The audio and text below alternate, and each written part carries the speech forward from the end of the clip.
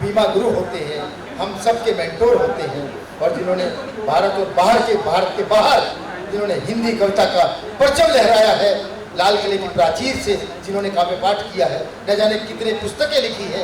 भिवानी परिवार मैत्री संघ के जो संस्थापक हैं, मैं 4 पंक्तियों से उन्हें आमंत्रित करता हूँ कि लाल गुलाबी नीला पीला रंग हमारे अंग चढ़े। देशभक्ति की बात करते हैं, एक ज्वाला आप देखिएगा कि लाल गुलाबी नीला पीला रंग हमारे अंग चढ़े, वैर भावों को भूल सके हम, ऐसी ही कुछ भंग चढ़े, और जाति धर्म के तौर तरीके अलग अलग अपने, लेकिन सबसे पहले दिल पर अपने भारत माँ का रंग चढ़े।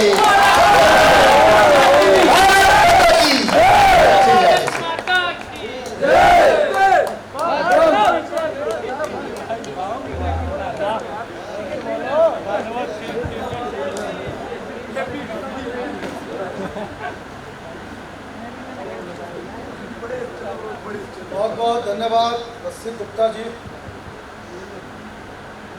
बहुत अच्छी कविता पत्थर की सुनाई उन्होंने। और एक बात ध्यान से सुन लेना, किसी के हिस्से की ताली अपने पास रखना यह भी काला धन होता है।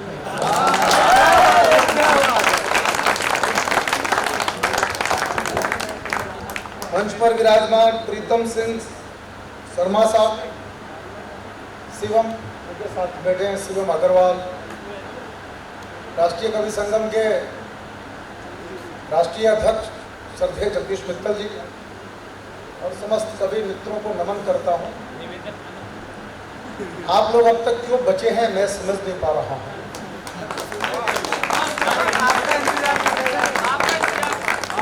जब कवि सम्मेलन आरंभ हुआ तब भी सुनने वाले इतने ही थे, और जब समाप्त हो रहा है तब भी सुनने वाले इतने ही हैं। मुझे कोई फर्क नहीं पड़ता कितने लोग सुन रहे हैं, क्योंकि मैं तो ये मानता हूं कि जब ज्यादा लोग सुनते हैं तो लगता है कौरव सुन रहे हैं, और जब कम लोग सुनते हैं तो लगता है पांडव सुन रहे हैं।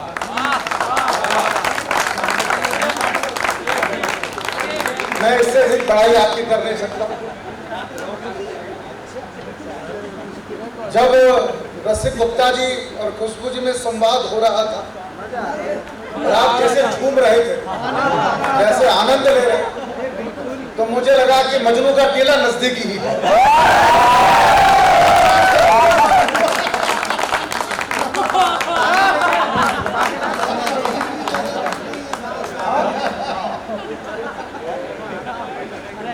तो मैं आपकी भावनाओं को प्रणाम करता हूं, और मुझे सबसे अच्छी बात ये लगी कि आपको कविता सुनने का सलीका, कविता सुनना आपको आता है। बिल्कुल बिल्कुल।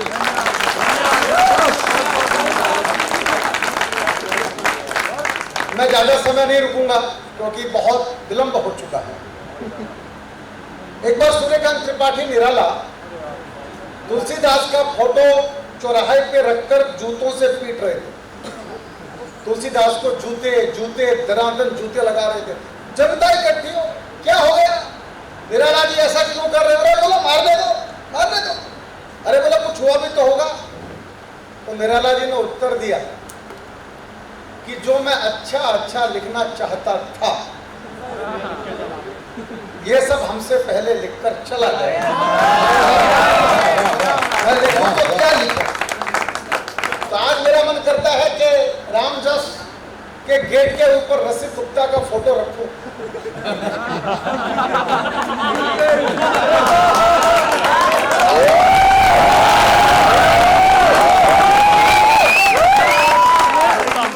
आप समझ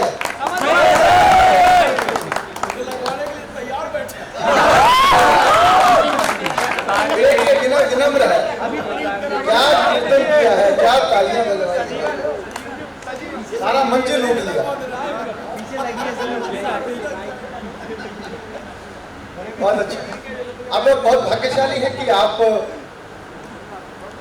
मनुष्य के रूप में इस धरती पर जन्म लिया, आपने भाग्यशाली है। और भाग्यशाली है कि आपका जन्म दिल्ली में हुआ। गलत है, गलत है। नहीं हुआ? नहीं हुआ। अच्छा है, नहीं होना चाहिए। आप आगे चलिए, आपका जन्म भारत में हो, ये ठीक है, क्योंकि दुनिया में कोई देश की मां नहीं। कभी सुना क्या अमेरिका माता की जय? कभी सुना क्या जापान चाचा की जय? कभी सुना क्या पाकिस्तान अंकल की जय? संभव नहीं। सारी दुनिया बोलती है भारत माता की जय। मैं हैदराबाद में बोला था भारत माता की जय, कोई पीछे खड़े होकर चिल्लाया वहीं से, क्या होता है भारत माता की जय? हिंदुस्तान में राजेश चेतन से कोई ये सवाल करेगा, हमने विचार नहीं किया। अब आप मुझे बताओ रामजस वालों, कोई हमसे भारत में पूछे भारत माता की जय क्या होता है, मैं चुप रहूं क्या उत्तर दूं? उत्तर तो देना ही था, मैं केजरीवाल के गांव का हूं। मैंने जहां जहां बताया मैं केजरीवाल के गांव का हूं, लोगों ने मुझे कूटा, बहुत पीटा। तो आजकल बोलता हूं मैं केजरीवाल के पड़ोस के गांव। तो मैंने उत्तर दिया, मैंने कहा जब जब परमपिता परमात्मा को धरती पर आने का मन होता है, सारी दुनिया में केवल एक धरती है भारत की जहां पर वो जन्म लेता है, इसलिए भारत माता की जय। नहीं माना, वहीं से फिर चिल्लाया, झूठ बोलते हो, तुम्हारे ईसा मसीह कब पैदा हुए, तुम्हारे हजरत मोहम्मद कब पैदा हुए? अब आप मुझे बताओ, मैं चुप रहूं क्या उत्तर?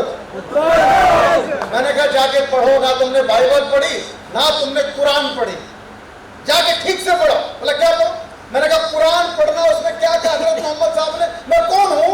वो कहते मैं पैगंबर हूं, पैगाम लेके आया हूं, संदेश लेके आया हूं, चिट्ठी लेके आया हूं, ये बोला।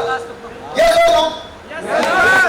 और मैंने कहा जाके बाइबल पढ़ना, क्या कहा क्राइस्ट ने अपने बारे में? मैं कौन हूं? तो वो कहते हैं मैं सन ऑफ गॉड, भगवान नहीं हूं, भगवान का बेटा। भारत की धरती पर खड़े हो गए कृष्ण कन्हैया ने, श्री कृष्ण ने अर्जुन से कुछ कहा था, आपको याद है क्या? कृष्ण मुझे दे, अर्जुन मुझे दे, मैं भगवान हूं।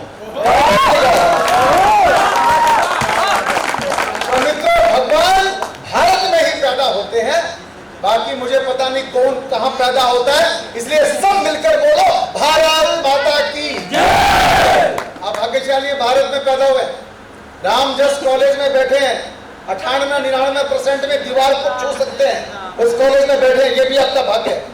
और आज ये आप कवि सम्मेलन सुन रहे हैं, ये भी आपका भाग्य है।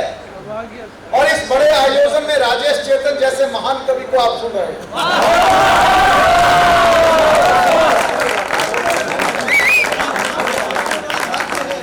कुछ लोग हमसे चलते हुए ताली नहीं बजा रहे। आनंद ले लिए, समय कम है, मेरा मन था कुछ लंबी लंबी कविताएं आपको सुनाने का, पर उतना समय नहीं। मैं एक कविता आपको सुना, मैं कुछ नेताओं को रामजस में बुलाना चाहता, आप आज्ञा दे तो एक बार तालियां बजा दीजिए, मैं सुना।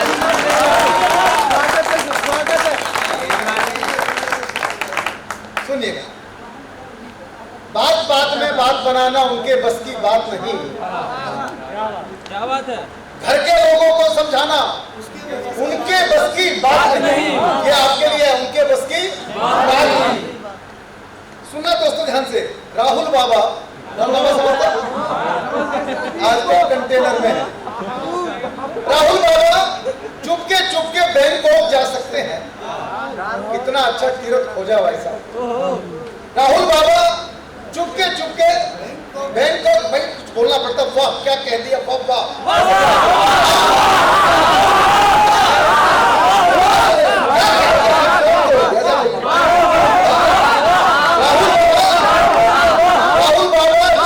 राहुल बाबा चुपके चुपके बैंकॉक जा सकते हैं, बस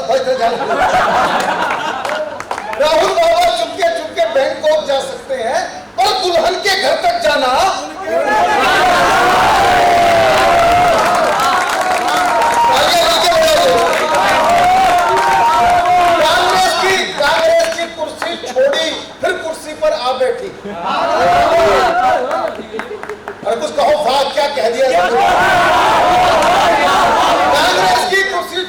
फिर कुर्सी पर आ बैठी और सत्ता की कुर्सी पर ना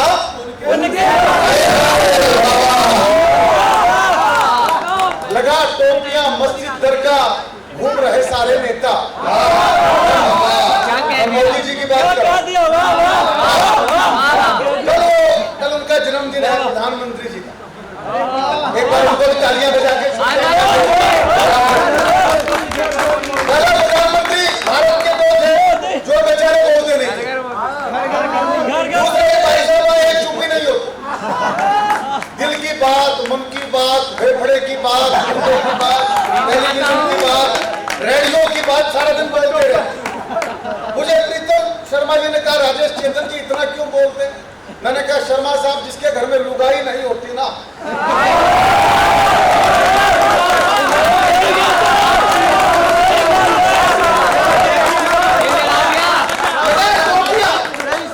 लगा टोपियां मस्जिद दरगाह घूम रहे सारे नेता। अब जाने चाहिएगी लगा टोपियां मस्जिद दरगाह घूम रहे सारे नेता। मोदी को टोपी पहनाना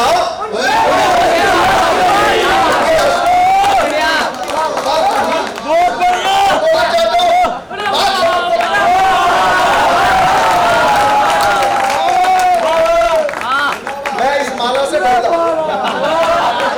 क्योंकि ये माला जो पहनाने आता है वो कान में चुपके से बोलता है कि बैठ जाओ।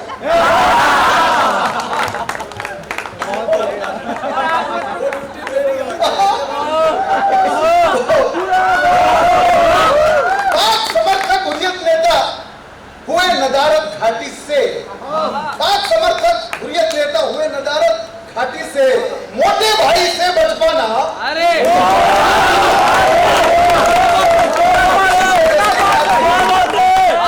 बाल ठाकरे जी का बेटा मोदी से लड़ सकता। ध्यान से सुनना, बाल ठाकरे जी का बेटा मोदी से लड़ सकता है, भाई दाऊद जी से लड़ना उनके बस की बात नहीं। और बोलना चाहता हूं टोटी भैया के संग में जयंत चौधरी आए थे। टोटी भैया टोटी भैया के संग में जयंत चौधरी आए थे और बुलडोजर से टकराना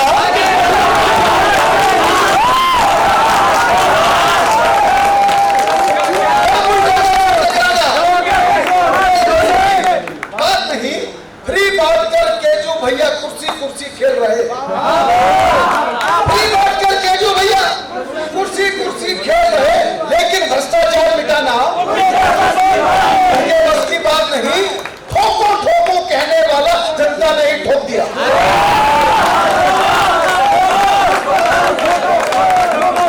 उसकी बात करो।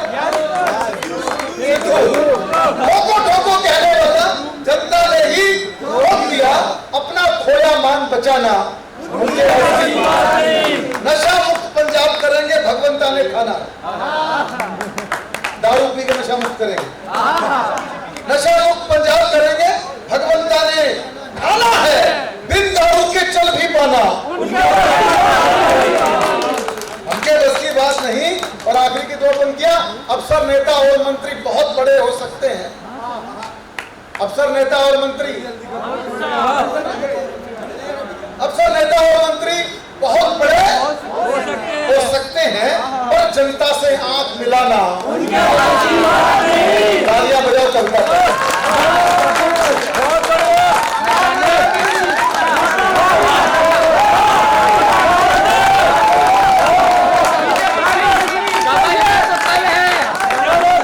धन्यवाद, बहुत अच्छा सुन रहे हैं। देखिए मैं एक अंतर्राष्ट्रीय कवि हूं और अभी मैं अमेरिका में था। बताना पड़ता है अमेरिका गया था, इंग्लैंड गया था, फ्रांस गया था, कहीं आप हल्के में ना ले लो, ये बताना पड़ता है मैं कौन। तो अमेरिका था, अमेरिका के जिस होटल में रुका उस होटल की दीवार पे बहुत बड़ा फोटो लगा था राधा कृष्ण का।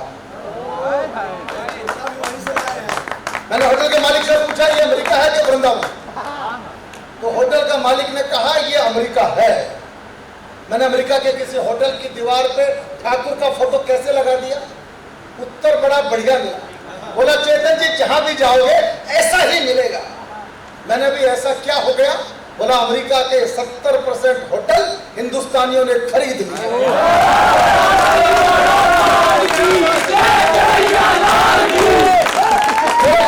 काम करना शुरू किया। मैंने कहा जब 70% होटल अपने हो सकते हैं तो व्हाइट हाउस में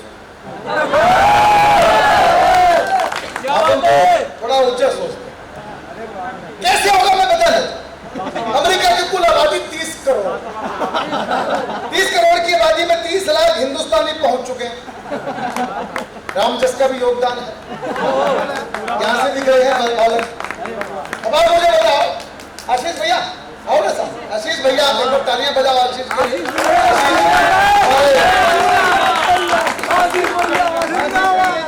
आशीष और धर्म दोनों ये हमारे ऐसे हिंदी के सिपाही हैं, हिंदी सेवी हैं, इन दोनों के लिए तालियां बजाओ। बताया था अमेरिका की आबादी 30 करोड़ 30 करोड़ की आबादी में 30 लाख हिंदुस्तानी पहुंच चुके। अब आप मुझे रामजस वालों ईमानदारी से बताओ अगले 3-4 साल में हम लोग कितने हो जाए? आपका गणित इतना बढ़िया है। और मुझे बताओ ये काम अगर हम बिहार वालों को दे दें तो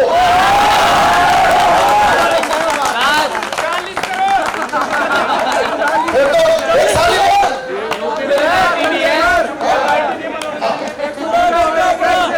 अमेरिका में 70% होटल हिंदुस्तान के, ये कॉलेज, ये स्कूल, ये इंजीनियरिंग कॉलेज, ये मेडिकल कॉलेज, जगदीश मित्तल जी बैठे हैं इंजीनियरिंग कॉलेज चलाते हैं, महाराजा अग्रसेन इंजीनियरिंग कॉलेज, ये रामजस, ये दिल्ली विश्वविद्यालय, ये केवल कॉलेज स्कूल नहीं है, ध्यान से सुनना, ये भारत की वो सैन्य छावनियां हैं जिनके कारण आने वाले समय में अमेरिका के व्हाइट हाउस पर भारत का तिरंगा झंडा होगा।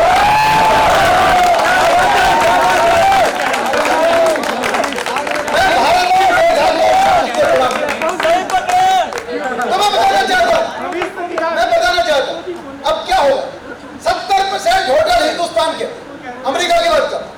इससे पहले मैं पाकिस्तान के खिलाफ कविता लिखा करता था। अमेरिका जाके मुझे ज्ञान मिला छोड़ो पाकिस्तान को। 2 करोड़ का पाकिस्तान, 2 करोड़ की कविता, 2 कौड़ी का पाकिस्तान, काहे को अपनी कविता खर्च कर। अपने यहाँ तो लिखा है जिसका जन्म होगा उसकी मौत निश्चित होगी। अब आप मुझे बताओ भारत का जन्म कब हुआ? पता ही नहीं कब हुआ। पाकिस्तान कब पैदा हुआ? आप तो सब ज्ञानी लोग। तो जिसका जन्म होता है उसकी मौत निश्चित होती है, तो उस पर कविता खर्च करने की जरूरत है क्या?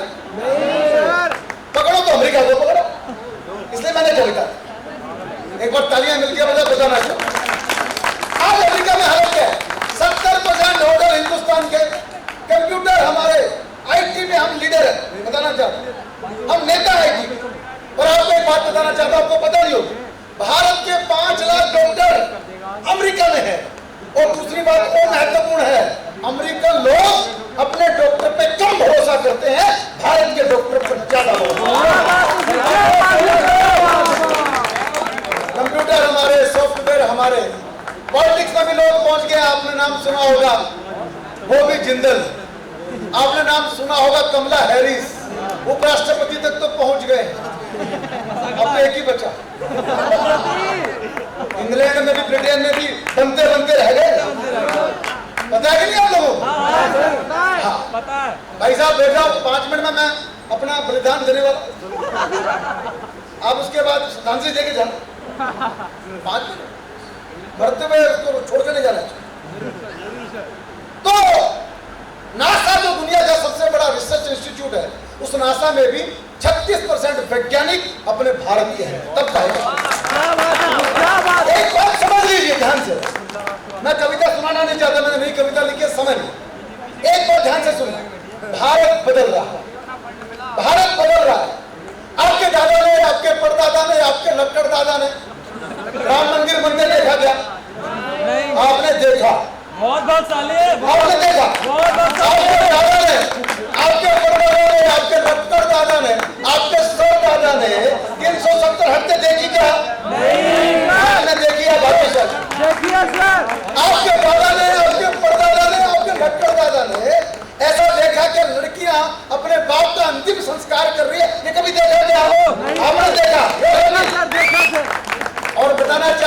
आपके दादा ने, आपके परदादा ने, आपके लक्कड़ दादा ने कभी ऐसा देखा क्या? यूक्रेन में जिसके हाथ में झंडा हो, तिरंगा, वही पासपोर्ट बन जाए, जाओ तो रुक गई, मिसाइल रुक गई, भारत जीतेगा। पाकिस्तानी ने भी तिरंगा उठा लिया। ये दृश्य देखा कभी आप लोगों ने? नहीं देखा। आप लगियो, भारत बदल रहा, समय नहीं है, आखिरी की पंक्तियां सुनना और असली पंक्तियां स्वागत स्वागत